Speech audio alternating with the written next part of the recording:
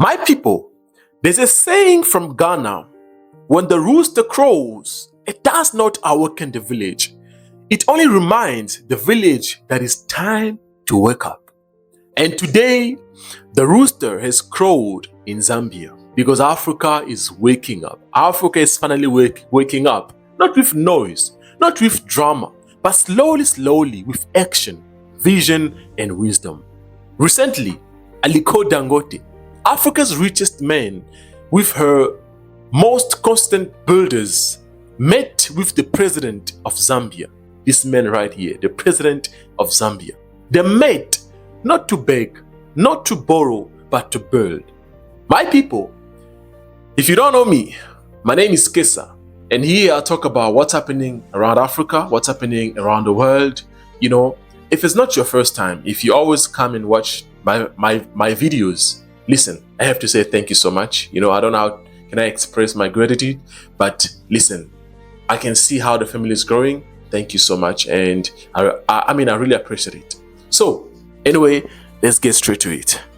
So, two men discussed a partnership that could change the future of Zambia.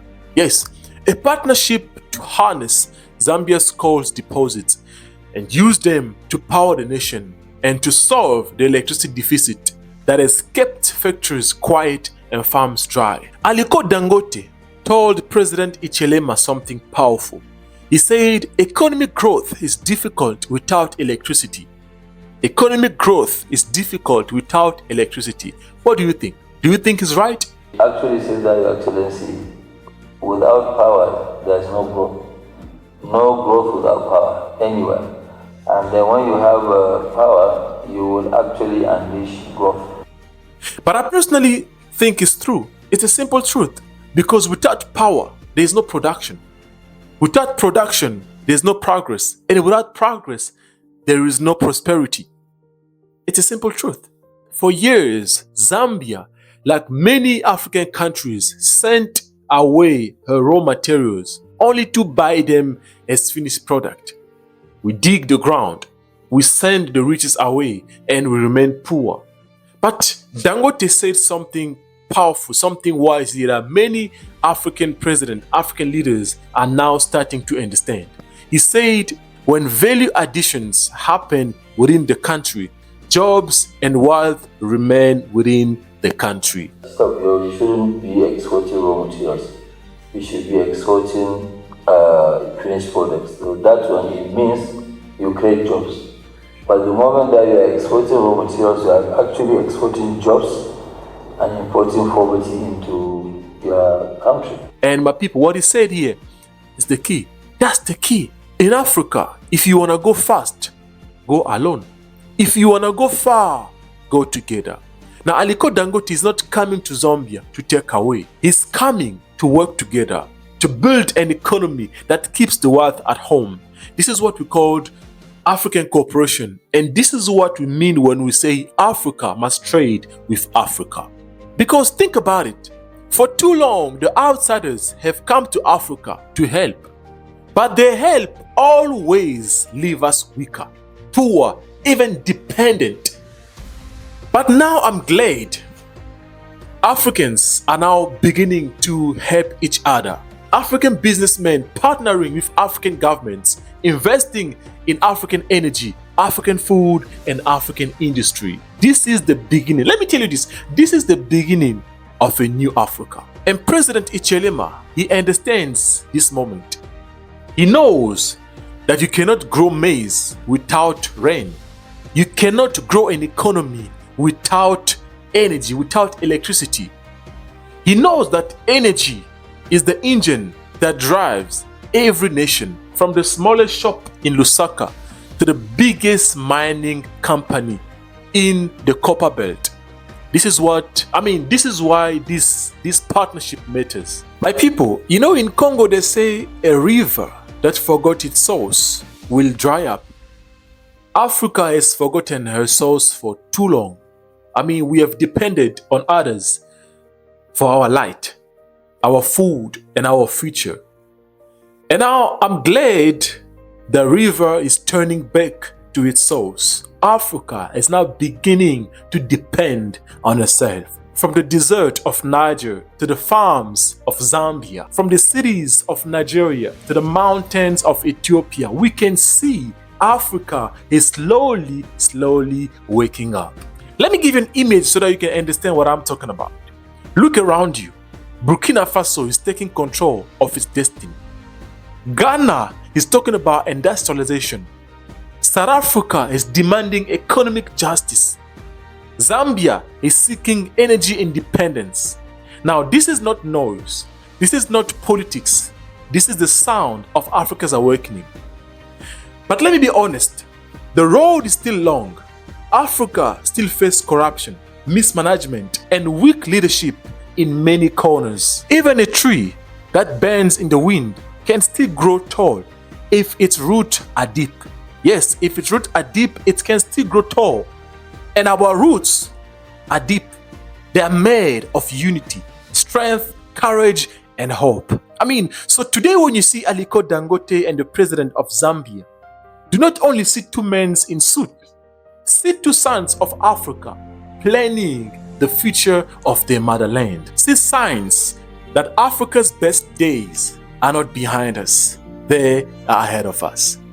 There's an African proverb that says, when the sun rises, it doesn't rush, yet all the darkness will disappear. Africa's sun is rising, slowly but surely, and no darkness will stop it. Yes, no darkness will stop it. I'm the African Judge. My name is Kessa. My duty is to speak the truth for Africa, to remind you that our destiny is on our own hands. Listen, Africa is finally waking up, slowly, one country at a time. I'll see you in the next video. We are looking at opportunities here, maybe power, not power, to look at processing some of your raw materials and say, how do we do this stuff? You shouldn't be exporting raw materials. You should be exporting finished products. So that one, it means you create jobs.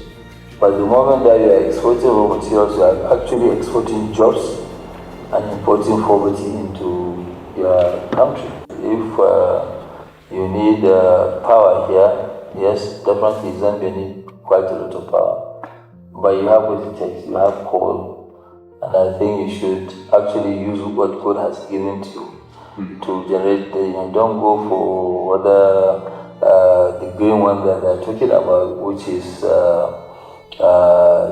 solar or wind, because you have the coal is there, and you should use it to generate your power. The power, they actually say that, Your Excellency, without power there's no growth. No growth without power anywhere. And then when you have power, you will actually unleash growth. I think it's important for you and your group to know that we, Zambia, Africa, right-thinking Africans, are proud of what you do. And you should remember that you have the encouragement of not just Nigeria, but countries like Zambia and others, because you're doing the right thing to take the lead, to take the charge for the development of this continent. It takes a lot of courage, and I know you go through a lot of flack sometimes, even from Nigeria, even from other countries. But you have known how to deal with these issues. This drought has brought us tremendous difficulties, wiping out our power generation capacity down. Then our push to grow the economy, the demand for power has gone up. So the gap has gone. So we need to fill in this gap, because as I said to you in the room there, if you ask me, what would we want? What does Zambia want now? What are the three things Zambia wants? I will tell you. One is power, electricity. Two is power. Three is power. That's what we need. And hence,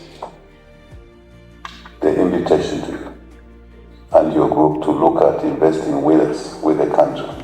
As you've done in cement, dollar, in a plant, Dangote Cement. We would like to do that, and even more on the electricity side.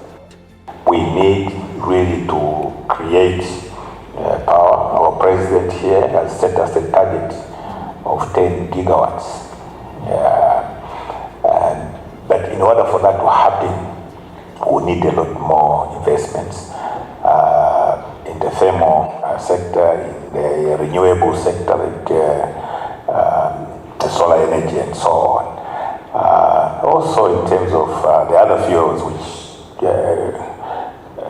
you are experts at because of the huge refinery that you put up in Nigeria